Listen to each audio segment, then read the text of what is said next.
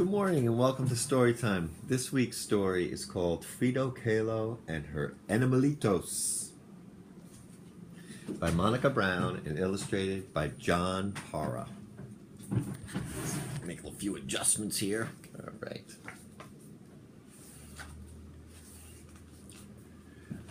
This is the story of a little girl named Frida who grew up to be one of the most famous painters of all time. Frida was special. This is also the story of 2 monkeys, a parrot, 3 dogs, 2 turkeys, an eagle, a black cat, and a fawn. They were Frida's pets, and they were special too. Frida had a parrot named Bonito. Like her parrot, Frida was colorful. She liked to wear bold shades that celebrated indigenous Mexico and her own heritage. She lived in a house the color of a parrot's bright blue feather, La Casa Azul, where she grew up with her mom, dad, and sisters. Frida had a pet fawn named Granizo. Like her fawn, Frida had watchful, beautiful eyes. When Frida closed her eyes, she remembered her life as a little girl. Frida was always with her father, a photographer who taught her to look at the world through curious eyes. Frida and her father would walk to the park to collect bugs to look at under a microscope. Frida's father also taught her how to paint finishing touches on his photographs. Frida loved the small brushes and the beautiful colors.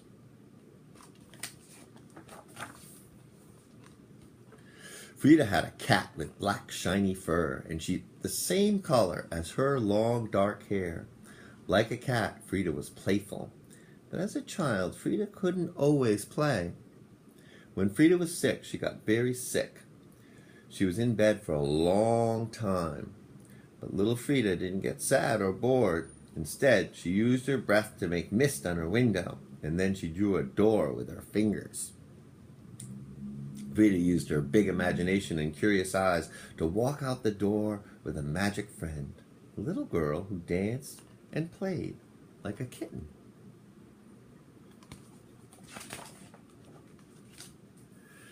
Frida was independent like a cat.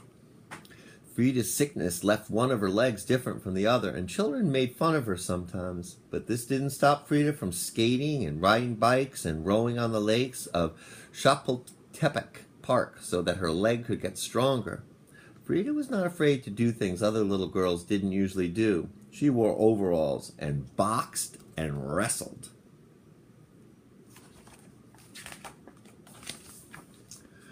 Frida had 2 spider monkeys, Fulang Chang and Camito del Guayabal. Like her monkeys, Frida could be mischievous even when she was a teenager.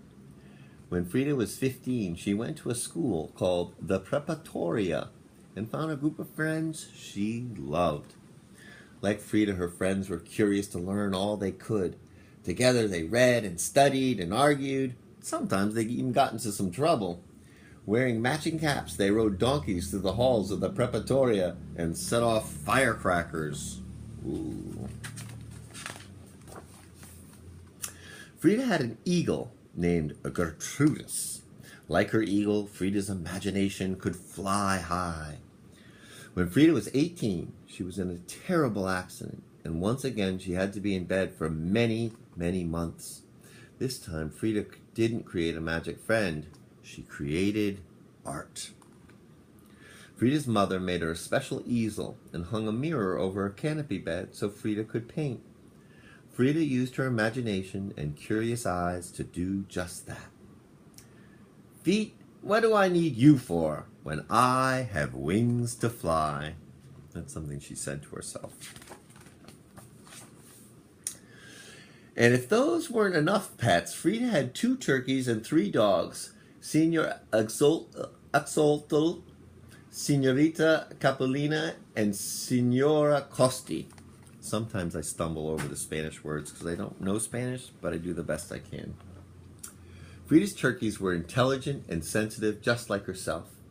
And like Frida, her dogs were warm and loving. When she was lonely or sad, she would wrap her arms around them and they would comfort her.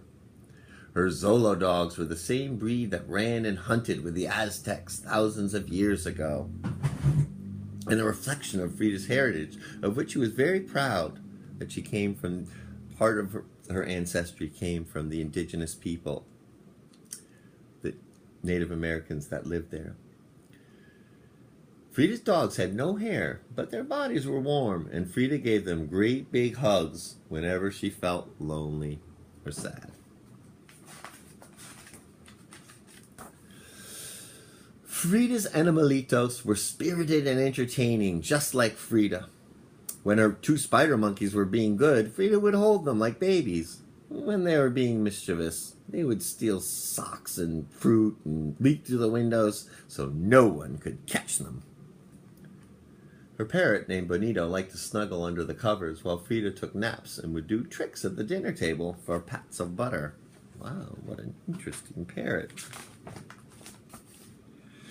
Frida's Animalitos played all day in the courtyard at La Casa Azul and the bright blue house on Londres Street.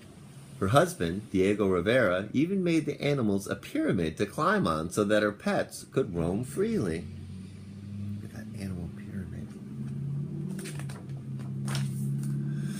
When Frida painted, her pets would keep her company, and Frida painted all the time while the birds sang, the dogs barked, and the turkeys danced in the garden. Frida's animals were her children, her friends, and her inspiration. Frida painted when she was sick and hurting, and Frida painted when she was happy. She also painted when Diego was gone and she was so sad.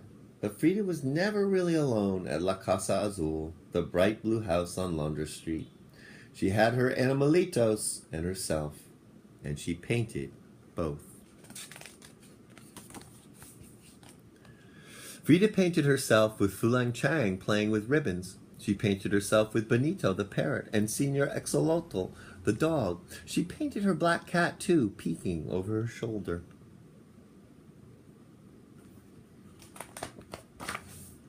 Frida painted herself with all the pets she loved so much, even butterflies and caterpillars. Her paintings were and are still magical. And today, if you visit La Casa Azul in Coyoacán, just outside of Mexico City, you might hear the sound of a bird or see a black cat jump from the pyramid that sits in the courtyard of the bright blue house on Londres Street, where Frida and her Animalitos lived so many years ago.